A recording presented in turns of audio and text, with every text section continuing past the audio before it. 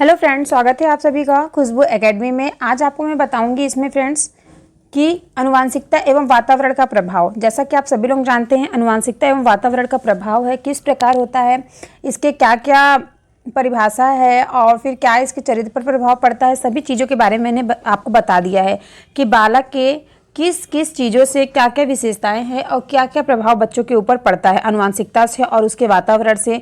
ठीक है, अब हम इसके बारे में फ्रेंड्स बात करेंगे कि इसके शैक्षिक महत्व क्या क्या हैं।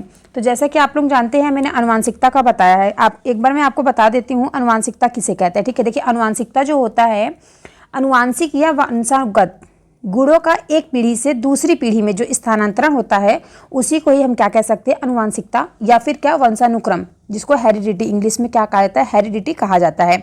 अनुवांशिकता फ्रेंड्स जो होता है ना, अनुवांशिकता के माध्यम से जो शारीरिक होता है, एक मिनट, शारीरिक होता है, मानसिक होता है, सामाजिक गुणों का स्थानांतरण जो होता है वो बालकों में होता है। ठीक है, जैसे कि मैं आपको उसके बारे में बताई थी, बहुत से जो वैज्ञानिक आते हैं उन्होंने भी बताया था, अपने अपने मत दिए थे। और फिर अनुवांशिकता का प्रभाव किस किस प्रकार से पड़ता है बच्चों के ऊपर, तो वो भी मैंने आपको बताया था। शारीरिक लक्षणों पर प्रभाव पड़ता है बच्चों के ऊपर, बुद्धि पर प्रभाव पड़ता है, जैसे उनके माता पिता की बुद्धि होगी उसी प्रकार से क्या होगा, जो जीन्स होते हैं एक दूसरे में होते हैं ना, स्थानांतरण मैंने बताया आपको, तो उसी प्रकार से क्या होता है बच्चों के अंदर उनकी बोलचाल की भाषा, उनका चरित्र पर भी प्रभाव पड़ता है। उसके बाद फ्रेंड्स मैंने बताया था नेक्स्ट आपको इन्वायरमेंट यानी कि वातावरण के बारे में। वातावरण का अर्थ क्या होता है, उसकी परिभाषा क्या होती है। तो सिंपल से मैं आपको बता दूं, वातावरण जो है दो शब्दों से मिलकर बना हुआ है जिसको बोलते हैं पर्यावरण। ठीक है, वातावरण का अर्थ क्या होता है, पर्यावरण। पर्यावरण जो है फ्रेंड्स वो दो शब्दों से मिलकर के बना हुआ है। मैं आपको थोड़ा सा रिवीजन करा रही हूँ। ठीक है, तो पर्यावरण क्या है फ्रेंड्स, दो शब्दों से मिलकर के बना हुआ। परि मतलब आप समझते हैं चारों ओर, और आवरण मतलब क्या होता है, ढका हुआ।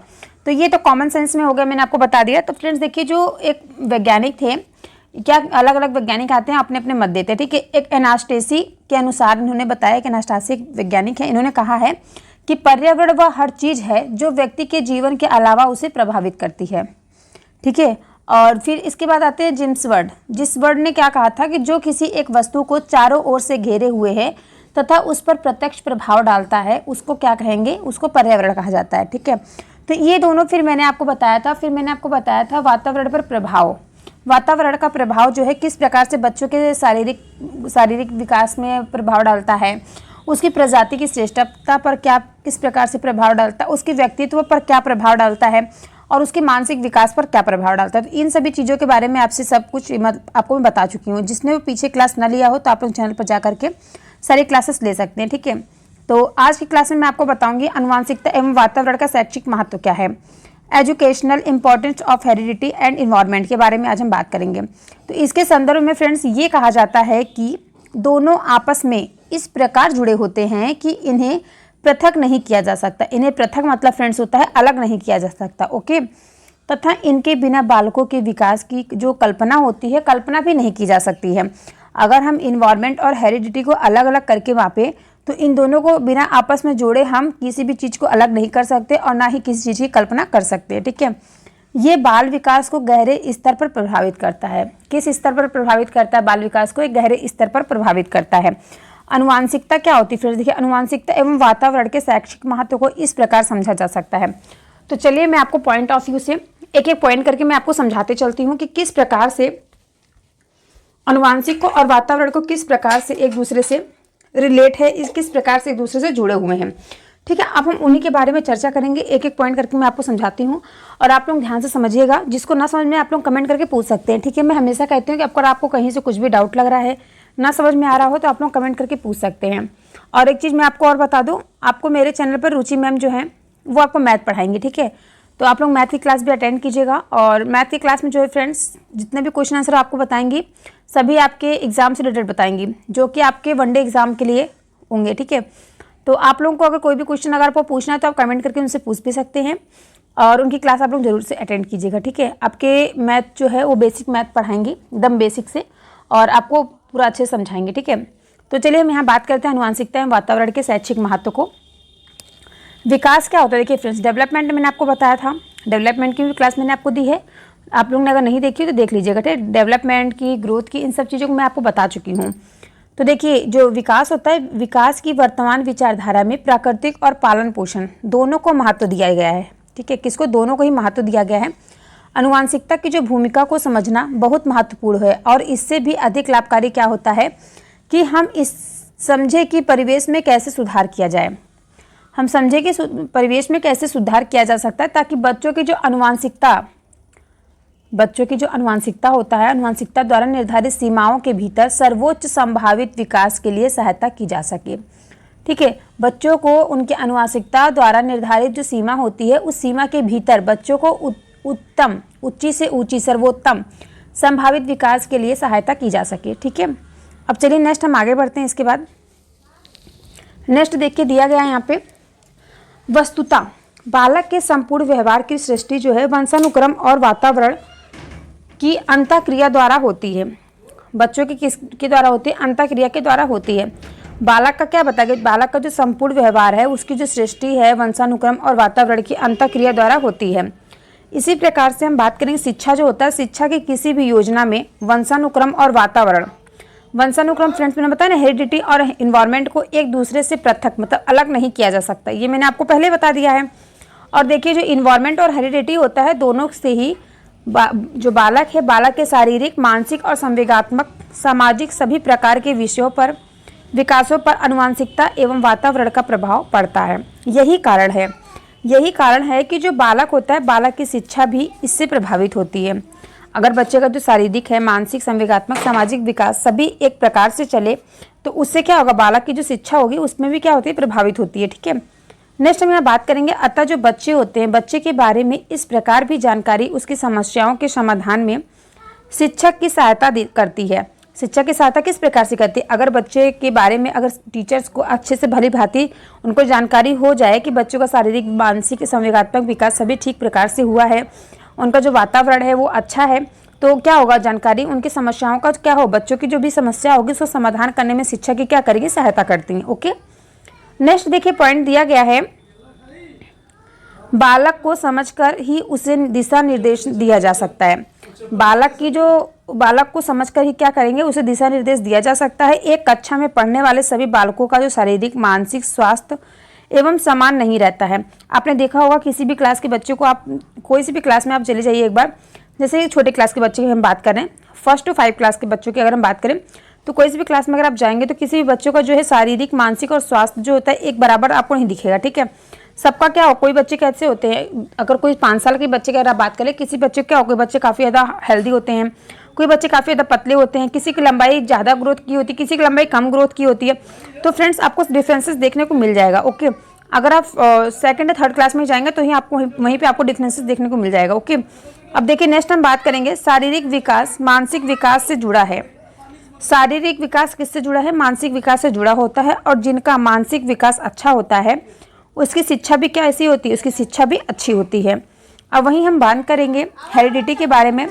वंशानुक्रम से व्यक्ति शरीर का आकार प्रकार प्राप्त करता है, वातावरण शरीर को पुष्ट करता है। वातावरण क्या करता है, शरीर को पुष्ट करता है। यदि परिवार में पौष्टिक भोजन बच्चों को दिया जाता है तो उसकी मांसपेशियां, हड्डियां तथा अन्य प्रकार की शारीरिक क्षमताएं भी क्या होंगी, बढ़ती हैं। ठीक है, अगर बच्चों की जो मांसपेशियां, हड्डियां तथा अन्य प्रकार की जो शारीरिक क्षमताएं हैं वो क्या होंगी, बढ़ेंगी। यहीं पे अगर हम फ्रेंड्स बात करेंगे बौद्धिक क्षमता, बौद्धिक क्षमता के लिए सामान्यतः जो वंशानुक्रम ही जिम्मेदार होता है, इसलिए बालक को समझने के लिए इन दोनों कारकों को समझना आवश्यक होता है। यहाँ पे देखिए बात हो रही है जो बौद्धिक क्षमता की, बौद्धिक क्षमता के समानता क्या होते हैं, वंशानुक्रम ही जिम्मेदार होता है। इसलिए जो बालक को समझने के लिए दोनों कारकों का समझना आवश्यक होता है, वंशानुक्रम को भी समझना आवश्यक होता है, उसकी बौद्धिक क्षमता को भी समझना आवश्यक होता है कि वो किस फैमिली से बिलोंग कर रहा है और उसकी जो मेंटलिटी है वो किस प्रकार की है।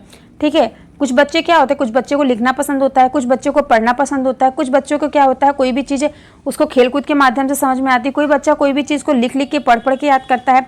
तो सभी बच्चे की जो मेंटलिटी होती है अलग अलग होती है। तो इस प्रकार से इसमें बताया गया है दोनों कारकों को समझना आवश्यक होता है। ओके, आई होप आप सभी को यहाँ तक समझ में आ गया होगा। तो नेक्स्ट हम आगे बढ़ें। नेक्स्ट देखिए फ्रेंड्स, यहाँ पे दिया गया है विद्यालयों में कई बार क्या होता है, विद्यालयों में कई बार अनुशासनहीनता दिखाई पड़ती है। जिससे क्या होता है, कोई भी बच्चों के ऊपर क्या है, किसी भी प्रकार का दबाव न डाला जाए। कई बार इनके लिए परिवार का परिवेश ही नहीं बल्कि काफ़ी हद तक वंशानुक्रम भी जिम्मेदार होता है, जैसे चोरी करना, अपराध में लिप्त रहना, झूठ बोलना आदि अवगुणों के विकास में बालक के परिवार एवं उसके वंशानुक्रम की भूमिका अहम होती है। तो देखिए फ्रेंड्स, यहाँ पे बताया गया है जैसे कोई बच्चे होते हैं ना, चोरी करते हैं, झूठ बोलते हैं, तो वो सब क्या बताया गया, वो सब बताया गया है कि वो सब जो है बच्चों के पर्यावरण से भी प्रभावित होते हैं। और कुछ बच्चों के क्या होता है, वंशानुक्रम, यानी कुछ बच्चों के वंशज ही वैसे ही होते हैं जैसे कि बच्चे अपना वो कार्य करना सीख जाते हैं। ठीक है, तो उसके आगे हम यहाँ बात करेंगे। नेक्स्ट है, बालक की रुचियाँ, प्रवृत्तियाँ तथा अभिवृत्ति आदि के विकास के लिए वातावरण अधिक जिम्मेदार होता है। तो देखिए फ्रेंड्स, यहाँ पे हम आपको बताए थे बालक की रुचियों के बारे में, मतलब बालक की जो भी रुचियाँ होती हैं, जो प्रवृत्तियाँ होती हैं, जो उसकी अभिवृत्तियाँ होती हैं, आदि के लिए जो होता है विकास, आदि विकास के लिए क्या होता है, वातावरण अधिक जिम्मेदार होता है। तो अब देखिए इसके आगे हम बात करेंगे, लेकिन वातावरण के साथ यदि वंशानुक्रम भी ठीक है तो इसके सार्थक दिशा मिल जाती हैं। अगर हम बात करें उसके वातावरण के साथ यदि वंशानुक्रम भी ठीक है तो इसके क्या होते हैं, सार्थक दिशा मिल जाती है ना।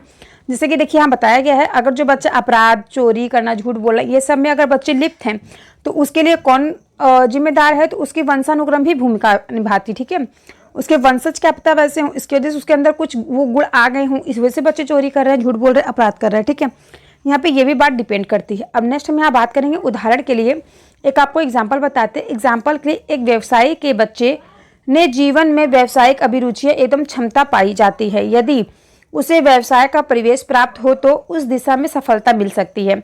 यहाँ पे क्या बात हो रही है, अगर कोई बच्चा जो है वो व्यवसायी के बच्चे के जीवन व्यावसायिक अभिरुचि एवं क्षमता पाई जाती है उसके अंदर, तो यदि उसे व्यवसाय का परिवेश प्राप्त हो तो उस दिशा में क्या करेगा, वो सफलता प्राप्त करेगा। ठीक है, तो यहाँ पे फ्रेंड्स ये सब बात कही जा रही है। नेक्स्ट देखिए, लास्ट पॉइंट है यहाँ पर आपका, अगर आपको यहाँ से कुछ ना समझ में आ रहा तो आप कमेंट करके पूछ सकते हैं। ठीक है, और सभी से रिक्वेस्ट है कि चैनल को सब्सक्राइब एंड वीडियो को लाइक कर लीजिएगा।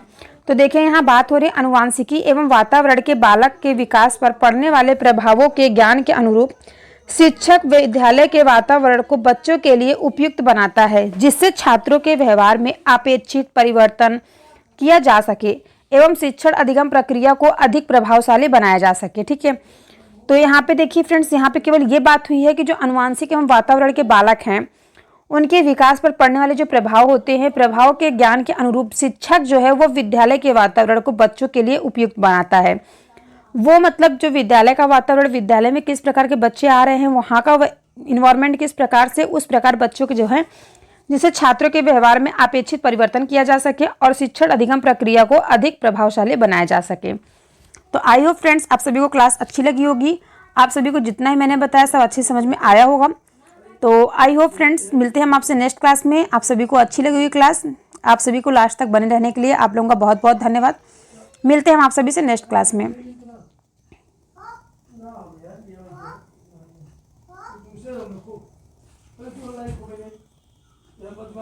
दूसरे को